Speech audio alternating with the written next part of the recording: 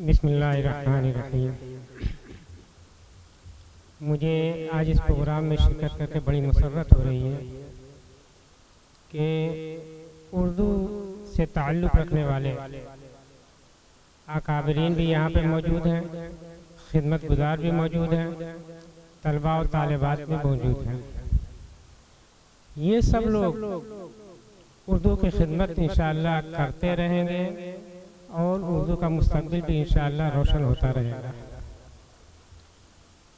Professor बरुल Hasan Abdi साहब मेरे उस्ताद थे BHU में, और इस निस्बत से प्रोफेसर आइनुल हसन साहब मेरे उस्ताद ज़ादे हैं। मुझे बड़ी मुसर्रत है कि आज उनकी मौजूदगी में मुझे लबकुशाई की ज़रूरत हासिल हो रही है। उसके अलावा मेरे बड़े अजीज जनाब हाजी वसीम साहब, जिनसे मेरे कई साल से ताल्लुकात हैं हज कमेटी के सिलसिले में। उसके अलावा शम्स अजीज़ साहब हैं, और फिर मुनव्वर कातिब साहब, जिनकी कैलीग्राफी के नमूने आज आप लोगों के सामने पेश किए गए, जो प्रोफेसर आइनुल हसन साहब के इस्तकबाल के सिलसिले में उन्होंने फौरी तौर पर लिख के पेश किया है। मैं इन सब का शुक्रगुजार हूँ।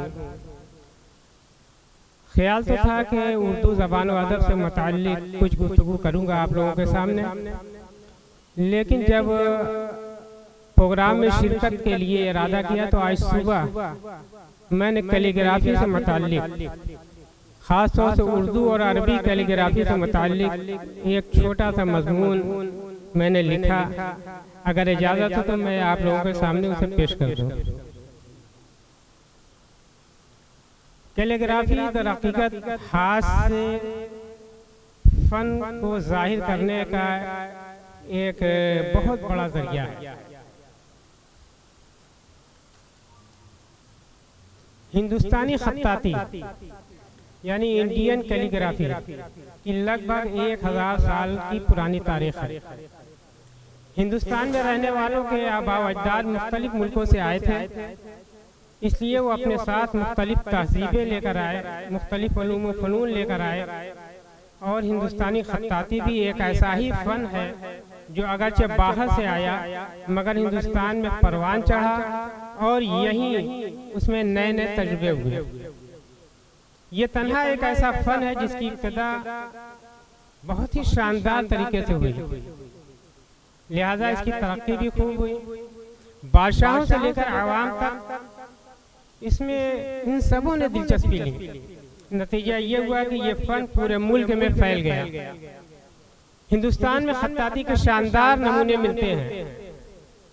ये नमूने इमारतों, किताबों, मखतूतों, जंगी असलहों, मुख्तलिफ धातों के बर्तनों, सोने चांदी के सिक्कों और लकड़ी के सामानों पर मिलते हैं। बाज़ औक़ात इन्हें कपड़ों पर भी देखा जा सकता है।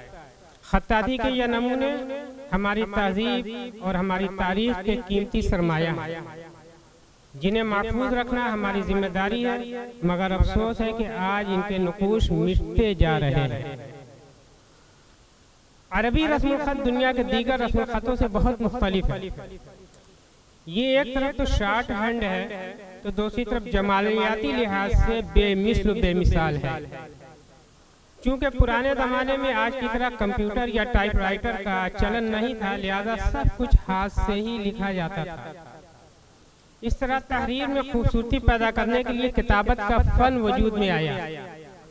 किताबत के लिए मुख्तलिफ खतूत का इस्तेमाल होता था, जिनमें ख़त कूफ़ी, ख़त नस्र, ख़त सुलुस, ख़त गुलजार, ख़त शिकस्ता और ख़त नस्ताली ज़्यादा मशहूर हुए।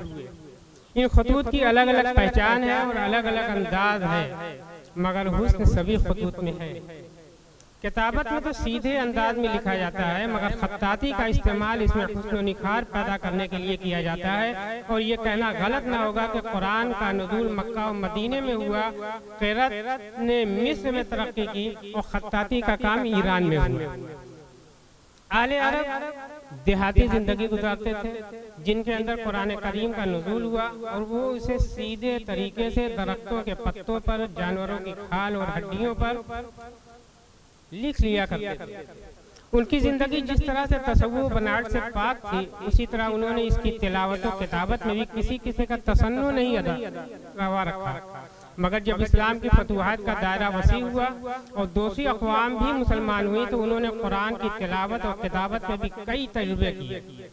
एक तरफ मिस्र में कुरान पढ़ने के लिए एक मखसूस लहजा और स्टाइल इब्तिदा हुई, वहीं ईरान और वस्त एशिया में इसे लिखने पर ख़ास तवज्जो दी गई।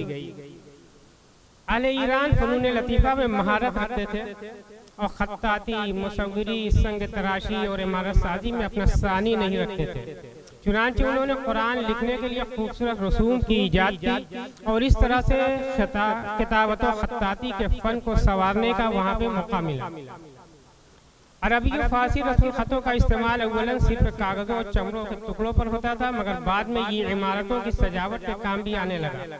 मुसलमान जिस दौर में हिंदुस्तान आए और यहाँ मुस्लिम सल्तनतों की बुनियाद पड़ी, उस वक्त वस्त एशिया और ईरान में खत्ताती को कागज़ों से निकालकर इमारतों की जीनत बनाया जाने लगा था।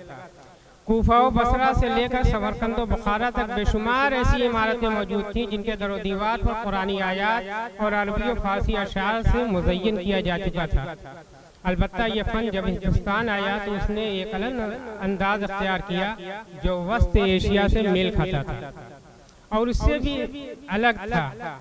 उसके नमूने हिंदुस्तान की तारीखी इमारतों में आम हैं। दिल्ली की काबिल ज़िक्र इस्लामी इमारत मस्जिद कुतुल इस्लाम, जिसकी तामीर 1206 ईस्वी के बाद हुई। इस मस्जिद की दीवारों, मेहराबों, छतों और मीनार की सजावट में खत्ताती का भरपूर इस्तेमाल किया गया। इस मस्जिद का मेज़ना यानी अजान कहने की जगह कुतुब मीनार है, जिसमें इंतहाई हुस्न और नज़ाकत के साथ कुरानी आयात और अरबी इबारतें नक्श की गई हैं। मस्जिद का एक गेट सुल्तान अलाउद्दीन खिलजी के दौर में तामीर हुआ, जिसे अलाई दरवाज़ा कहा जाता है। इस दरवाजे पर अरबी इबारत इस तरह तहरीर की गई है गोया पत्थर नहीं बल्कि मोम पर तहरीर की गई हो। अंदाज भी ऐसा है जैसे कुरानी आयात ऊपर से नीचे की जानिब नाजिल हो रही हैं।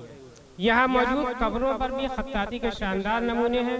इसी दौर में अजमेर की मस्जिद 2.5 दिन का झोपड़ा तामीर की गई और उस पर खत्ताती के जो नमूने देखने को मिलते हैं उन्हें देखकर अक्ल दंग रह जाती है।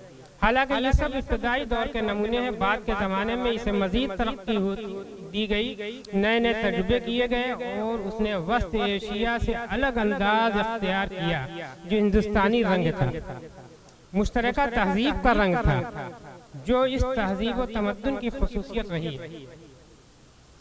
मस्जिदों के अलावा मकबरों, महल्लों और गुंबदों की दीवारों की सजावट भी शानदार खत्ताती से की गई। आगरा का ताजमहल है और किला या वहाँ का किला, फतेहपुर सिकरी के महल्लात, दिल्ली के लाल किला की इमारतें, हुमायूं, अकबर और इमादुद्दौला के मकबरे से लेकर लखनऊ के इमाम बाड़ों तक और कश्मीर की खानकाहों से लेकर जनूबी हिंद के महलों तक हर जगह खत्ताती के नमूने मिलते हैं। बस इस फन का एक खास पहलू ये है कि फनकार मुख्तलिफ मज़ाहिब से ताल्लुक़ रखते थे। एक तरफ जहाँ चंद्रभान ब्राह्मण, राय, प्रेमचंद और मुंशी लक्ष्मण सिंह जैसे हिंदू खत्तात जो इस्लामी मौज़ूआत पर खत्ताती करते थे, तो दूसरी तरफ मुस्लिम खत्तात महाभारत, रामायण और पंचतंत्र की खत्ताती किया करते थे। गोया हिंदुस्तान में ये फन मुकम्मल तौर पर सेकुलरिज्म और कौमी यकजहती की मिसाल बन गया। बस आखिरी खत्ताती का फन आज दम तोड़ रहा है। आज किसी के पास इतना वक्त नहीं है कि इस तरफ ध्यान दें, मगर कुछ लोग आज भी इसे जिंदा रखे हुए हैं और इसकी ताज़ा और सामने जो हमारे मिसाल है वो जनाब मुनव्वर साहब कातिब हैं, जो अल्लाह के फजल करम से इस फन में बड़ी महारत रखते हैं और इनके नमूने पूरे हिंदुस्तान ही नहीं बल्कि हिंदुस्तान से बाहर भी अब बड़ी पसंदीदगी की निगाह से देखे जाते हैं। वजारत बराए फ़रोग़ इंसानी वसाइल के तहत चलने वाले इदारे कौमी कौंसिल बराए फ़रोग़ उर्दू ज़बान इस फ़न को ज़िंदा रखने के लिए कोशिश कर रहा है। इस तरह कई रियासतों की उर्दू अकेडमियाँ और कुछ दूसरे इदारे खतो किताबत और खत्ताती सिखाने के सेंटर चला रहे हैं।